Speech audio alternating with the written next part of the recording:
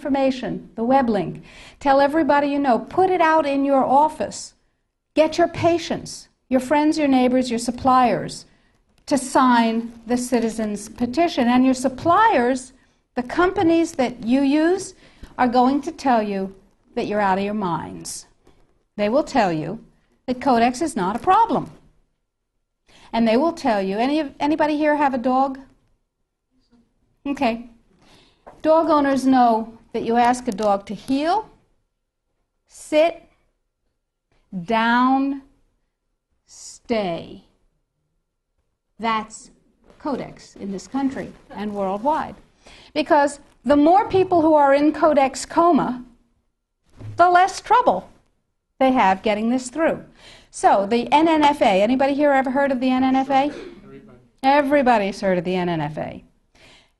Did you know that the members of the NNFA are not just health food stores and manufacturers, but include companies with names you may have heard? Pfizer, Merck, Monsanto, Bayer, BASF, Archer Daniels Midland, Chemet, Eastman Chemical, I could go on, GlaxoSmithKline Wellcome, Wyeth Airest, you get the idea. Why? Because after DSHEA was passed and the nutrient business burgeoned, the pharmaceutical folks said, and they're not dumb, said there's gold in them thar pills. And they bought the means of production of many, many, many companies, and they bought the companies themselves. So they're in the nutrient business. What better way to kill the nutrient business, which is not nearly as profitable as the toxic chemical drug business, than to take it over? Works every time, right? CRN. Anybody here know about CRN? Council for Responsible Nutrition. Same members. They have lots of multi-level marketing companies. Same members. Okay? And they're serving their members' needs. They're saying, CRN is saying, yay, Codex is coming. It's going to protect us from those dangerous vitamins and minerals and herbs. And CRN is saying, it's fine. Go to sleep, lullaby, and good night. Everything's fine. And they use a report that they commissioned at a reputed cost of $800,000. A report, Sidley, Austin, Brown, and Root, a law firm in Washington, wrote a report for them. And it said, lullaby, and good night. Everything's fine. It won't have an impact on the United States. Everything's fine. Sidley, Austin, Brown, and Root has one major client whose name you might know, Merck. Now, it's entirely possible that NNFA just did a spectacularly bad job of due diligence, or not.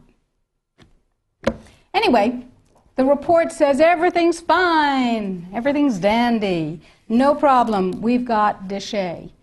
Yeah, sure we do. Now let's talk about Australia. Remember, 5 laws before Congress to overturn DSHEA. And you can write to Congress on the website.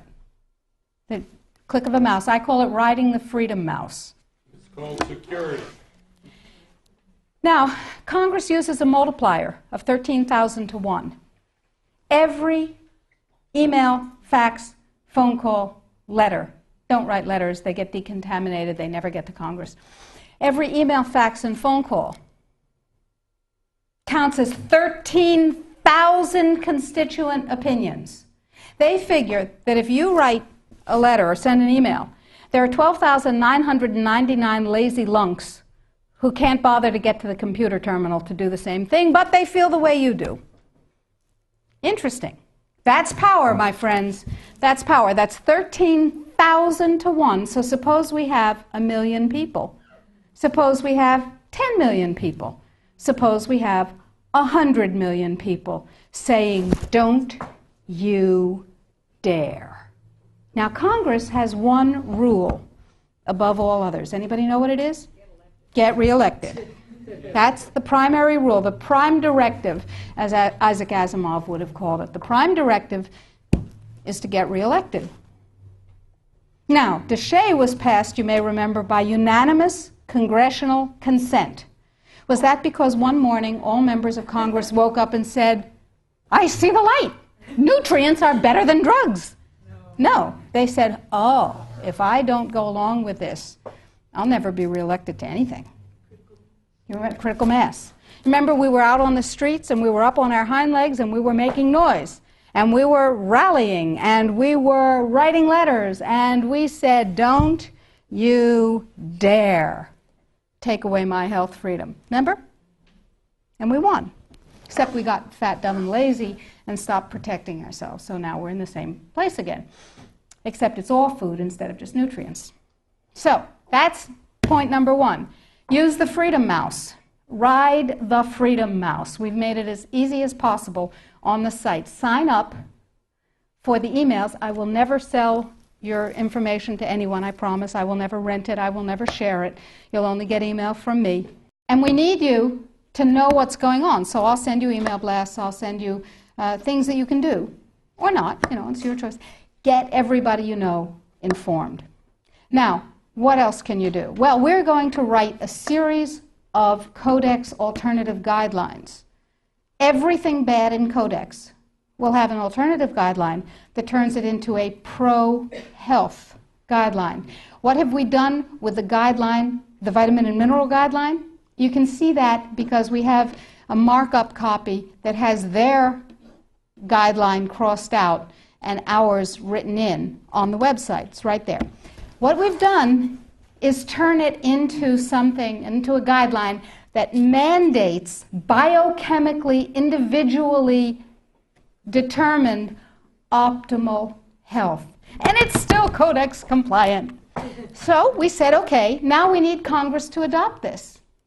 And we need other countries in the world to adopt this. So Bert and I went to Washington, D.C., and we met with Dana Rohrabacher from Orange County, who said to us, he's a representative, he said, I believe in pesticides. I went, ugh. He said, I believe in GMOs. I went, ugh, ugh. He said, I believe in irradiation of food. I went, ugh, ugh, ugh. But, he said, I believe in your right to not be forced to eat foods that have been processed that way more than I believe in those technologies. I will take this on. Yeah. We said, oh, that's really nice. And he said, now, we need a coalition. So we went across the aisle, or across the office building, to see Peter DeFazio's staff from Oregon, who is a liberal Democrat, whereas Rohrabacher is a Republican, a libertarian Republican. And DeFazio's on board. And we have large numbers of others who actually never heard of Codex before we told them about it. Never heard of Codex. We have called every health legislative aide in Congress, and we have said, what's your congressman's position on Codex? And they've said, blah. We have spoken to the trade legislative assistants. We've said, what's your congressman's position on Codex? And they've said, on what? They don't know. We had a congressional briefing set up on the 20th of September. I was going to address Congress. Tell them about it. I thought that was cool. 10 days before, it became a briefing on something else. Another freedom click. You need to write to Congress on the site and tell them that they need a congressional briefing, by God, and tell them you want me to brief them. They don't know. They've never heard of it any more than the general public has heard of it. Gee, how'd that happen? Who knows? Every negative part of Codex can be overturned by a guideline, a regulation, or a standard that is positive. So we need your help, because the United States leadership in this guideline and all the positive guidelines to follow is what's going to literally save the population of the planet and save your jobs and your children and your families and mine. Thank you.